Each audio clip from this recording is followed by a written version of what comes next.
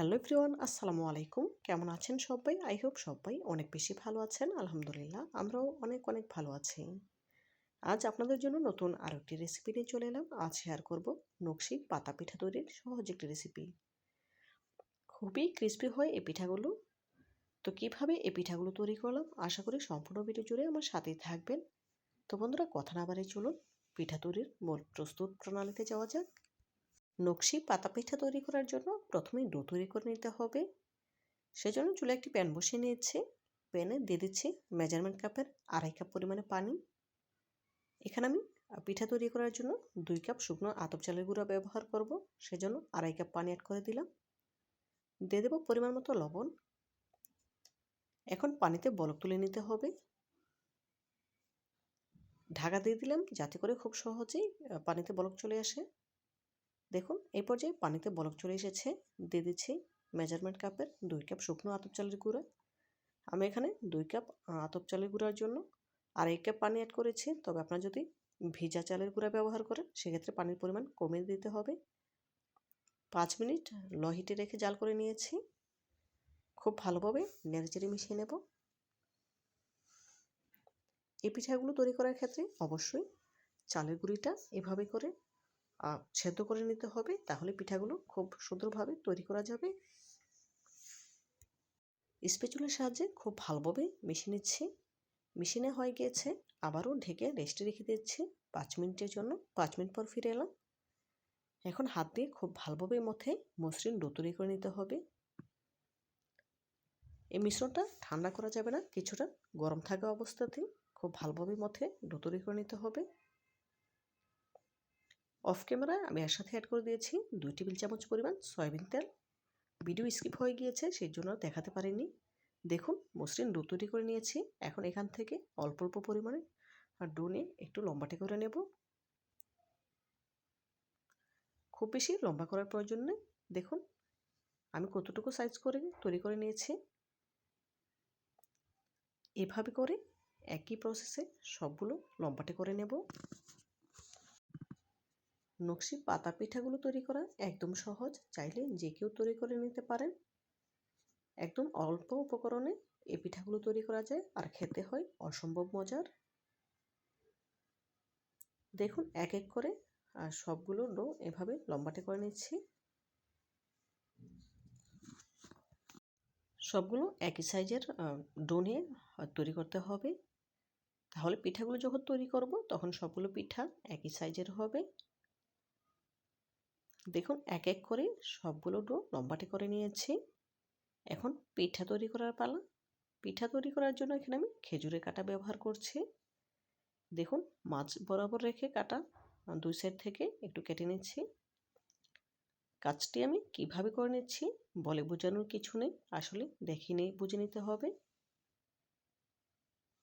দেখুন ডোটা কতটা সফট হয়েছে দেখি বুঝতে পারছেন। এই ডোটাতে অবশ্যই 2 টেবিল চামচ তেল অ্যাড করে নেবেন, তাহলে অনেক বেশি সফট হবে। আমার ভিডিও স্কিপ হয়ে গিয়েছে, সেজন্য আর দেখাতে পারিনি। দেখুন একটি পাতা তৈরি হয়ে গিয়েছে। আপনাদের বোঝার সুবিধার্থে আরও একটি পিঠা তৈরি করে দেখাচ্ছি। মাঝ বরাবর থেকে 2 সাইড করে নিচ্ছি। এভাবে করে নিলে পাতা পিঠাগুলো তৈরি হয়ে যায়। এভাবে করে একই প্রসেসে সবগুলো নকশি পাতা পিঠা তৈরি করে নেব। দেখুন আরও একটি পিঠা তৈরি হয়ে গিয়েছে। এভাবে করে সবগুলো পিঠা তৈরি করে নিয়েছি। এখন পিঠাগুলো ভেজে নেওয়ার পালা।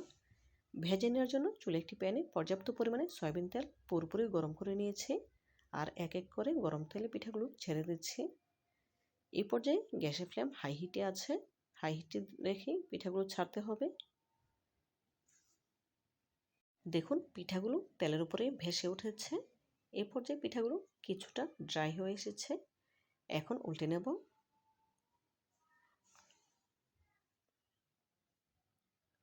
পিঠাগুলো যখন ড্রাই হয়ে আসবে তখন উল্টে নিলে আর ভেঙে যাওয়ার কোনো ভয় থাকে না। খুব সুন্দরভাবেই পিঠাগুলো উল্টে নেওয়া যায়।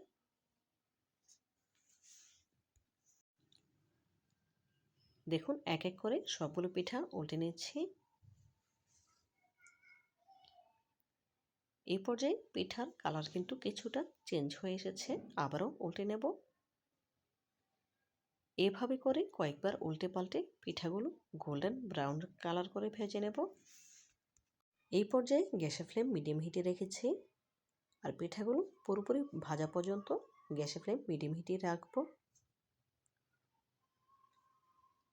আবারও পিঠাগুলো উল্টে নিচ্ছি। এই পর্যায়ে পিঠায় কিন্তু গোল্ডেন কালার অলরেডি কিছুটা চলে এসেছে।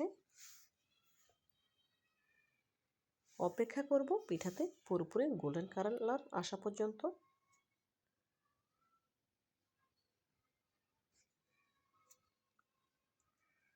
দেখুন এই পর্যায়ে পিঠা কিন্তু গোল্ডেন কালার চলে এসেছে। এখন একটি স্ট্রেনারে তুলে এক্সট্রা তেল ঝরিয়ে নিতে হবে। এর থেকে বেশি কালার করব না, এই অবস্থা রেখেই পিঠাগুলো তেল ঝরিয়ে তুলে নিতে হবে। দেখুন সবগুলো পিঠা স্ট্রেনারে তুলে নিয়েছি। এভাবে করে একই প্রসেসে সবগুলো পিঠা ভেজে নেব। সবগুলো পিঠা ভাজা হয়ে গিয়েছে। আর প্যান থেকে তেল অন্য পাত্রে ঢেলে নিয়েছি। যে পাত্রে আমি পিঠাগুলো ভেজেছিলাম সেই প্যানে দিয়ে দিলাম মেজারমেন্ট কাপের 1 কাপ গুড়। দিয়ে দিচ্ছি 1 টেবিল চামচ পরিমাণ পানি। এর থেকে বেশি পানি দেব না। আর যে পাত্রে পিঠাগুলো ভেজেছি সেই তেলের পাত্রেই যখন গুড়ের শিরাটা করব তখন প্যানে আর গুড়ের শিরাটা লেগে থাকবে না, সেজন্য একই পাত্রে দিয়েছি। ফ্লেভারের জন্য দিয়ে দিচ্ছি 1টি তেজপাতা ছিঁড়ে 2 টুকরো করে নিয়েছি। এখন নেড়ে চেড়ে গুড়ের শিরা বলক তুলে নিতে হবে। গুড়ের শিরাটা বেশিক্ষণ জাল করা যাবে না, যেহেতু আমি এখানে 1 টেবিল চামচ পানি অ্যাড করেছি। 1 থেকে 1.5 মিনিট জাল করলেই শিরাটা আমার তৈরি হয়ে যাবে। দেখুন শিরা বলক চলে এসেছে আর একতারের মতো শিরাটা হয়ে গিয়েছে। এই পর্যায়ে গ্যাসের ফ্লেম অফ করে দিয়েছি। এর থেকে বেশি ঘন করা যাবে না, তাহলে আবার গুড়ের শিরাটা চিট হয়ে যাবে, তখন পিঠাগুলো খেতে ভালো লাগবে না। গ্যাসের ফ্লেম অফ করে দিয়ে আগে থেকে ভেজে তুলে রাখা পিঠাগুলো দিয়ে দিয়েছি। এখন অনবরত নেড়েচেড়ে গুড়ের শিরাটা পিঠে লাগিয়ে নিতে হবে। খুব ভালোভাবে নেড়েচেড়ে গুড়ের শিরাটা লাগিয়ে একটি স্ট্রেনারে গুড়ের শিরাটা ঝরিয়ে নিতে হবে, যাতে করে এক্সট্রা শিরাটার পিঠার গায়ে লেগে না থাকে। এভাবে করে একই প্রসেসে সবগুলো গুড়ের শিরাটা ঝেড়ে তুলে নিয়েছি। সবগুলো পিঠা আমার তৈরি হয়ে গিয়েছে। এখন পিঠাগুলো একটি সার্ভিং প্লেটে সার্ভ করে আপনাদের সাথে শেয়ার করব। পিঠাগুলো একটি সার্ভিং প্লেটে সার্ভ করে নিয়েছি। মাশাআল্লাহ, নকশি পাতা পিঠার ফাইনাল লুক দেখুন। দেখতে কতটা সুন্দর এবং লোভনীয় লাগছে। দেখতে যতটা সুন্দর হয়েছে খেতে তার থেকেও অনেক বেশি মজার। আপনারা একবার হলেও বাসায় ট্রাই করবেন। তো বন্ধুরা আজকের মতো বিদায় নিচ্ছি। ভালো থাকবেন সবাই আর আমার জন্য দোয়া করবেন যেন প্রতিনিয়ত এমন আরও নতুন নতুন রেসিপি আপনাদের উপহার দিতে পারি। পরবর্তী ভিডিও দেখার আমন্ত্রণ জানিয়ে আজকের মতো বিদায় নিচ্ছি। আল্লাহ হাফেজ।